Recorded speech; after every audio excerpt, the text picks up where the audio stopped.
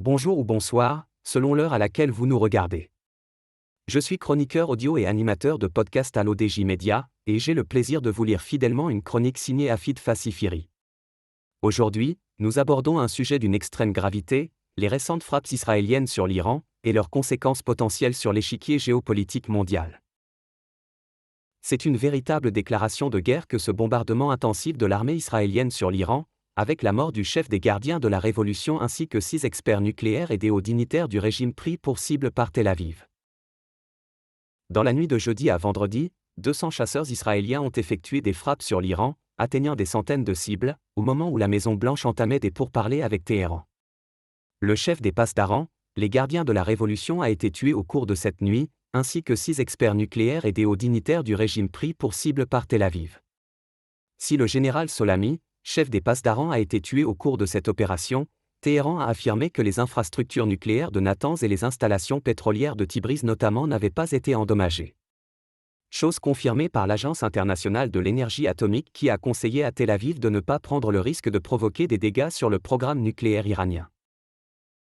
Si Téhéran a promis une riposte sans limite, on peut se demander si le régime iranien en a les moyens car apparemment la défense aérienne, si elle existe, n'a pas du tout semblé efficace face à 200 chasseurs israéliens qui ont pénétré dans l'espace aérien de l'Iran. L'Iran est-il ainsi vraiment capable d'une vengeance d'ampleur? Après l'agression massive d'Israël, Téhéran peut-il riposter de manière puissante et légitime, comme le promet et le soutient le président iranien Pezeshkian? En même temps, après les éliminations de Ismaël Haniyeh à Téhéran et celle de Hassan Nasrallah à Beyrouth, la riposte iranienne avait été très symbolique avec des drones et des missiles à très faible portée, dont beaucoup avaient été interceptés par la Jordanie, contrairement à la violence verbale des Iraniens qui avaient pourtant promis une vengeance féroce. En appelant ce vendredi Téhéran à signer un accord afin d'éviter de nouveaux massacres, Donald Trump ne laisse aucune place au doute concernant le soutien de Washington à son allié sioniste dans cette nouvelle guerre. Le régime iranien se retrouve dans une très mauvaise posture d'un côté par rapport à l'infiltration du Mossad au sein du pouvoir et de l'autre par rapport à la population, même si la rhétorique antisioniste dont use et abuse la République islamique peut provoquer un sursaut nationaliste salvateur et mobilisateur.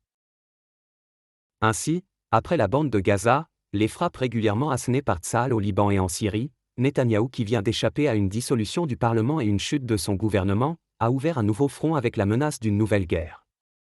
Si ces frappes, dont Donald Trump avait été informé à l'avance par Netanyahou, risquent d'avoir une incidence sur la poursuite des négociations diplomatiques entre Téhéran et la Maison-Blanche, en Europe et en Occident généralement, beaucoup ne seraient pas contre la chute du régime iranien.